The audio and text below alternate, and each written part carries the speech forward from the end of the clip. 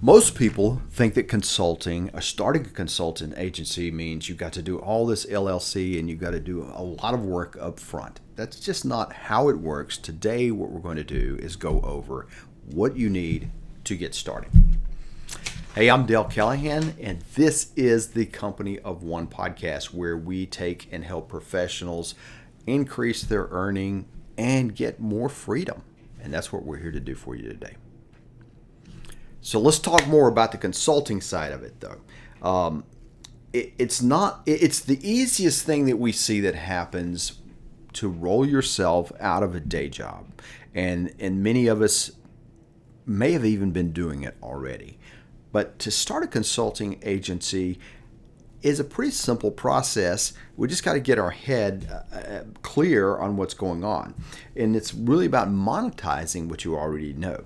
So, for instance, years ago, I was taking a consulting job. I mean, I wasn't really a consultant. I was a 1099 employee of a contracting agency. So I was a contract employee. But somebody on the team had seen by the way, I was doing software.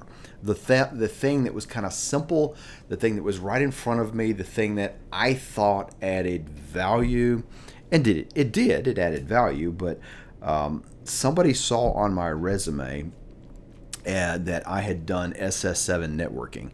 And that may not mean anything to you, but that's okay. So, but he came to me and said, you're already working on our team. We would like to get rid of that agreement and start doing a consulting agreement with you directly on this, because this is a problem. Now, it was a skill I had, but I didn't know that anybody cared about it. I don't know why, but that's just how you think. That's how I thought. That's probably how you think. You think nobody cares about the things that you know. It turns out that was a higher paying gig. I was now a consulting agency. I was now being paid 2 times what I was being paid before. And it was just an even easier job for me than programming was. So it kind of turned into my first skilled consulting gig. Not that programming wasn't a skilled thing, but let's face it, a lot of programming is becoming, a blue collar type thing. You go in there and you do the work. I was really adding value to the team. I was going to meetings, doing all kind of thing. But I had no LLC. I had no business cards. I had none of the things that you would need to be a consulting agency. But the guy told me, he says, "Hey, we're going to set you up. Do you want to be paid under your company name, or do you want to be paid under your personal name? How do you want to do it?" And I really hadn't thought through that, so we just paid me personally as a sole proprietor. But that's how consulting starts. It's not a big deal. It's easy for you to do, and anybody can do it. So this is the transformation that I want you to think about is what do you have to offer the marketplace? It's not about me or somebody else. What do you have that's in the marketplace? Your skills, and just looking at the skills that you're already using with your employer, you can transfer even without quitting your day job. You can transfer them into starting a consulting company. The only thing you don't want to do, obviously, is share company information or do anything that violates your company policies. So, but here's how to get started. So I'm going to walk you through exactly and this is a conversation I had on the phone just the other day. Somebody says, "Hey, we want to get started consulting, and how do I get started?" And we're walking him through this right now. But here was the basic steps. Is number 1, identify who you can help. Now that sounds obvious. That's a lot harder than it sounds for a lot of us. Think about the last person who came to you for advice. It's usually a clue. Think about the people that you are working with. And here's why it's a problem. Is many of us think about, well, I work with company X, and well, I can't do anything for company X or any of our competitors or any of our, any of company X's network, if you will. And if you're an automotive manufacturer, you think everything out there is automotive manufacturing. Well, your same skill set applies in other manufacturing, but your same skill set also might apply to a doctor's office, right? Processes and things like that, quality assurance. But identifying who you can help is the first thing. Who is it that might need your work? Who is it that you can do this? So here's how to do that. And this is the one thing that I'm oftentimes helping people with is just start talking to people. Start talking to human beings, right? Start talking to people at church. Start talking to people at anywhere you are, but not selling them. Just start asking them. And by that I mean say, hey, I'm looking at doing some consulting in this. Do you know anybody that might be have a problem with that? Go to the companies directly and start talking. So the easy thing to do is to identify the people is who are the companies and the people that you would be involved with, what are their names or at least their positions, and just start chatting, if you will. Now when I say chatting, I'm saying that intentionally. We're not making it a hardcore sales pitch. I'm trying to understand who they are and what they are. And where they are. And when you do that, you're going to find yourself identifying some of the people. It takes a minute. It takes some conversation. It takes listening. It can take some LinkedIn poking around. You need to identify, and it's not a company, it's an individual. Now, maybe an individual within a company, of course, but it's individuals who could use your help. And you just want to start doing this. And that needs to be a little bit systematic because as a consultant, you're looking for your first consulting agreement. Now, you may be one of these people that, which this is not unusual, that's happened to me several times, is where you're just your own network or people inside your company or people maybe who've left your company. Hey, can you come do this for us? You know, we used to work with you. Can you come do this for us on the side or something? That's actually the way a lot of people get started consulting. So once you know the person and you're having some conversation, then what you want to do is not be a heavy-duty pitch machine like, hey, I'll do this for you. It's going to cost you this much. And knocking on the doors, getting into the used car salesman approach, drive it around and kick the tires. That's not what we want to do. We want to sell in a helpful way. So closing your first deal, it's a game changer, right? When you first can close a deal, it was for me. I'm like, wow, somebody's going to pay me for this. And it seems like the closer I got to the things that were super easy for me, like writing code was fun for me. I can do writing code. I'm not good at sitting there writing for more than 15 minutes at a time. It's a detailed process. Some of this other stuff, I was just almost an advisory role. I was talking to people. I was engaging with people. I was teaching people about this networking stuff. It was easier for me. And a lot of times when you're in your special spot, the work is going to be easier and pay more. So a weird clue. So let's walk through what a friend of mine used to call the ethical sales conversation. And it's what we want to be doing, right? So the second thing, once you identify, you want to start asking. So you're in a conversation now, and this is where a lot of people get stuck as they're like, I see the people, I see the problem, I don't know how to figure out what they need. Sometimes there's directness, sometimes not. Sometimes there's this fuzzy, I have this conversation, I feel like there's something here, but I don't know what to do with it. I don't know how to put a box around it. I don't know how to price around it. I don't know how to scope the services of my work. And that used to be what I was thinking, like, how do I write down a scope document? What am I going to do for them? How do I pitch it? How do I do this kind of stuff? But so let's stop all that right now, because that's a common problem. We all have that problem, and let's do it differently. So my friend Dennis, this is the thing he talked about, is the ethical sales machine, or the ethical sales conversation, is you start just by asking people, hey, why are we talking? Now, that depends on the conversation, right? But where is this discussion coming from? Once you've kind of hit a pain point and they're having some problems and like, hey, we have this problem with this SS7 networks and we need to be engaged in what's going on in helping our company, prepare for some things. That was kind of the conversation I had with SS7, but I didn't know what I was doing. So, but what you want to do is just ask them, why are we talking? Or hey, what is the problem? And what we want to do here is get pointed, not in an aggressive way, but in I'm curious, because a lot of times the customers don't understand the problem themselves. They know there's a problem, right? And we all do this. We know that there is a problem. We know there's some things wrong, but we just haven't put our hands around it. So when I say, hey, let's identify, we're talking about something that bothers you. Why are we talking? Or what's the problem? Can we just nail down what kind of problem are you having here?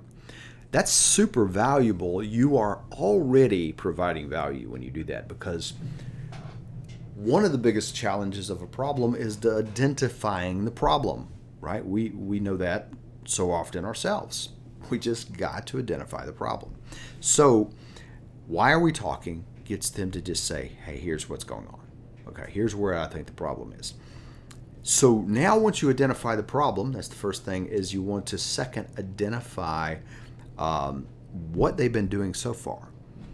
And what we don't be jumping into, I can solve that, I can do that. No, just be curious. Okay, that's interesting. I see the problem that you've got here. What have you been doing? What have you been doing so far? And just listen, because we are willing to pay for something usually only after we try to do it ourselves, right? Think about the plumber coming over after you've broken it. Or we have tried to do some things, or we've thought it wasn't a problem, and now it is a problem. And there's things that, we may have tried to get John to do it. We might have tried to put it on one team. We may have tried to just do it ourselves. We may have tried to do it with the AI or ChatGPT or something. But what are you doing so far? What have you done so far? And you just want to listen and let them tell their story. Now, in that story, they're telling you their frustrations, what they've tried, what they haven't tried. So it saves you from saying all the obvious things, because they've probably tried the obvious thing. And it also saves you from looking like you don't know what you're doing, because they're going to tell you what they've tried. And the last thing you want to do is go back and just say, hey, all I know to do is what you've tried.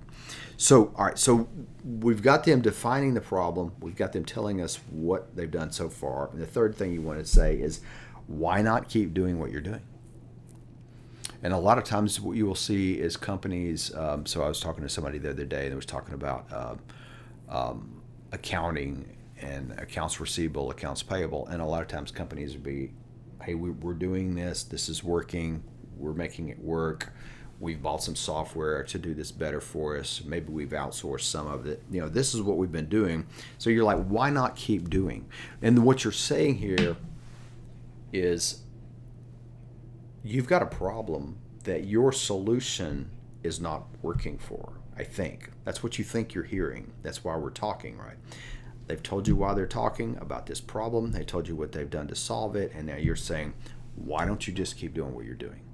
What they're doing may be nothing. Maybe that's fine. Sometimes things don't need anything. Maybe they've hired a consultant. Maybe they've used software. Maybe they're doing internal. They've got an internal process. Why not just keep doing it? You want them to tell you why. Why do they want a different solution? Fair? Okay.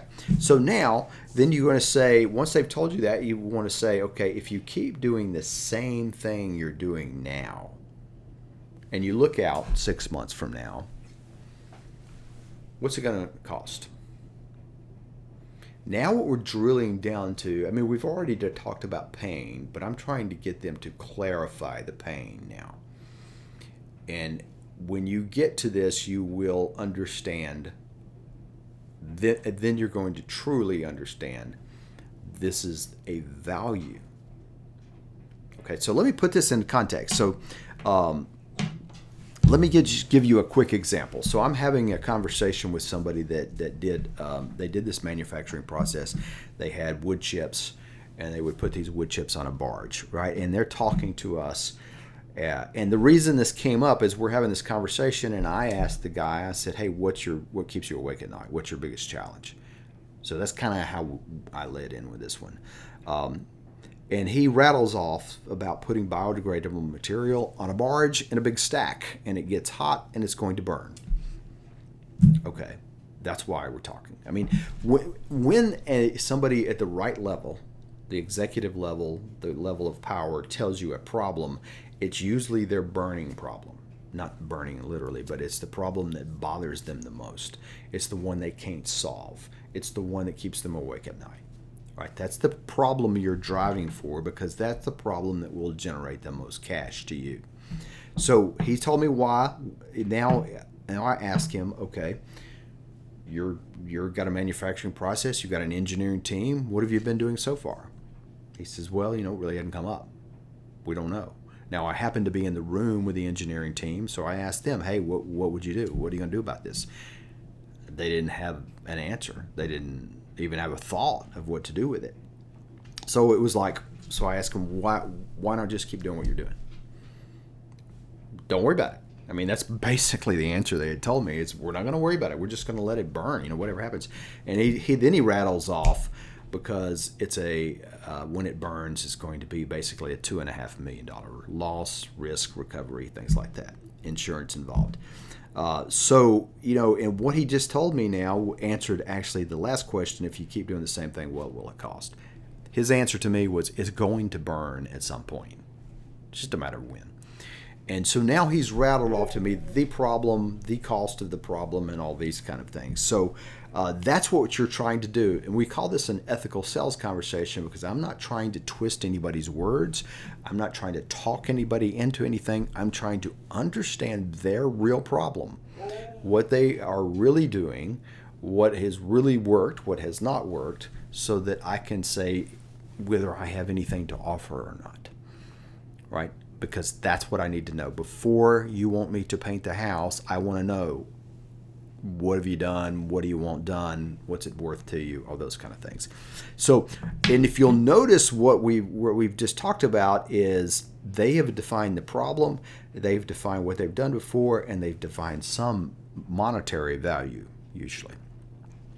So the third thing we want to do, so that was, we identify the customer, we've asked them what they need, and now we're going to offer a result and a price.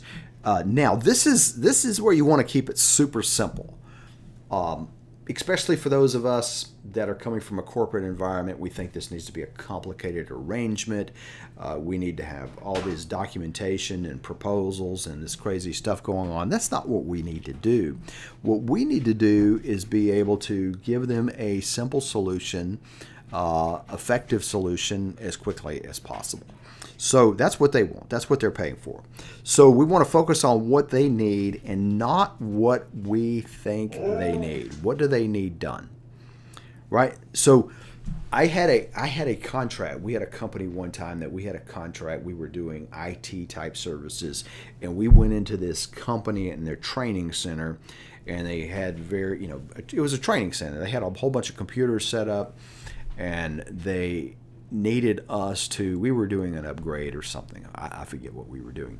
But along the process, one of our team noticed these computers had a virus, and we were like, wow, that they all have this virus. And so we just decided to take care of that.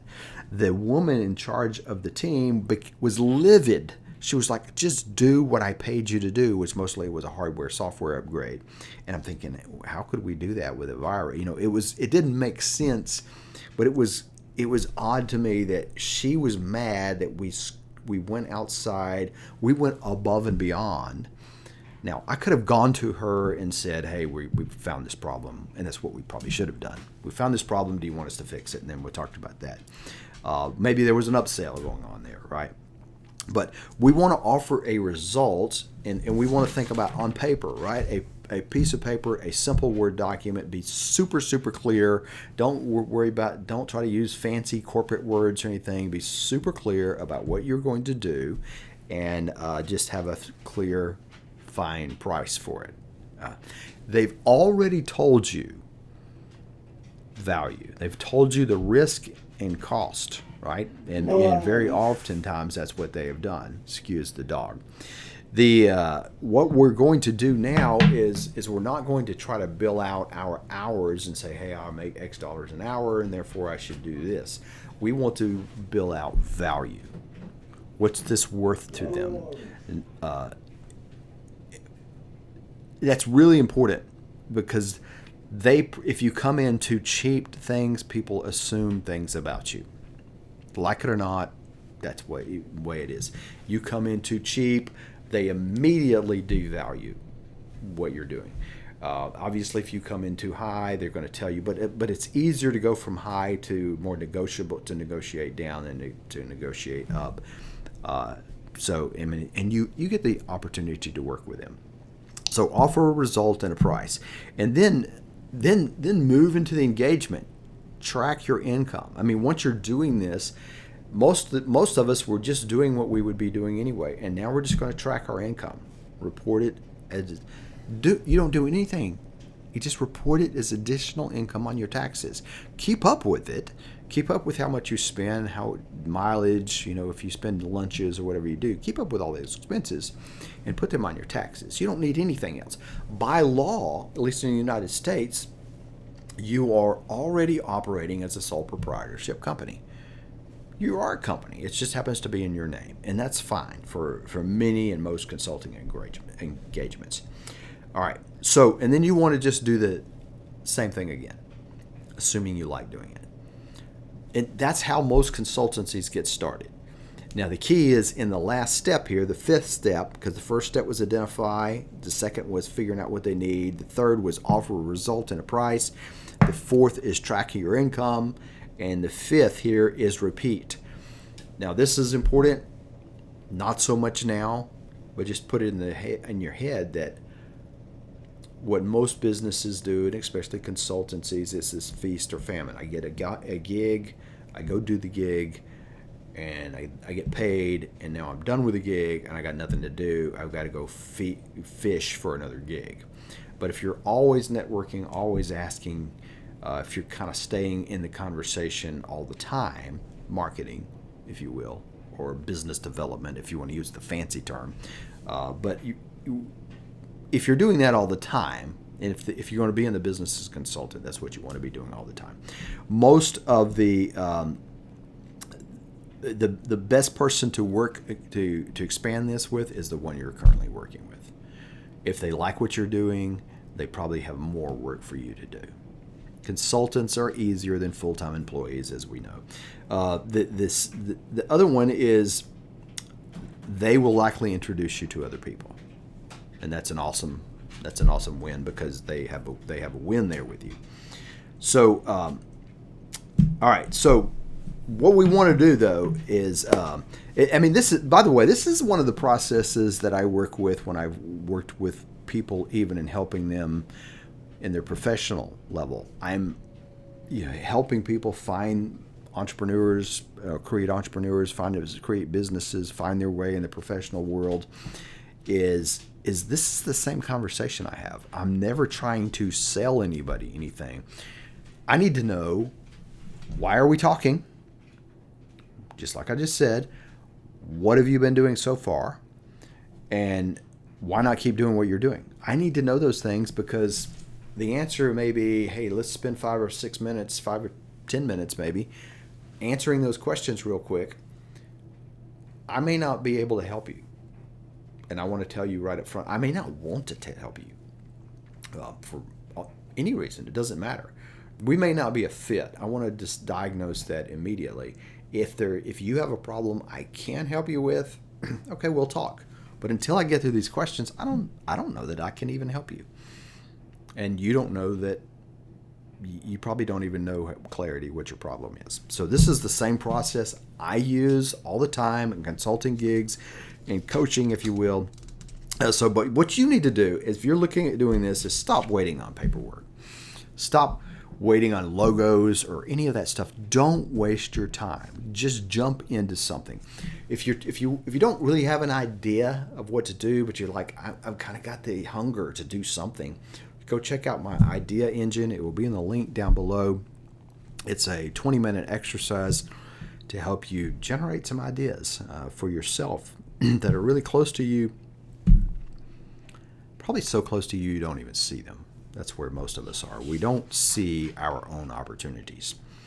All right, so remember, your first consulting client, it probably will not come from a website, and by the way, they usually don't. So wasting your time building a website, probably not going to do that. They'll probably come from a conversation, and by the way, even when you're making hundreds of thousands of dollars a month, that's probably where they're coming from. Consultancies are not usually hired by website activity. Awesome. Well, let's just do that. Let's think through that. Hopefully this helps you think through the consultancy agreement and how quick you can get from where you are to some consulting income. And thank you for listening here to the Company of One podcast. If you're ready to take that next step, and grab that idea engine that I told you about right down there below, and to start turning your skills into some income, or at least finding those opportunities right there in front of you. And if you found this helpful, leave a like and subscribe, and even a review. People read these things, and it helps people find this and support what we're doing here to help you.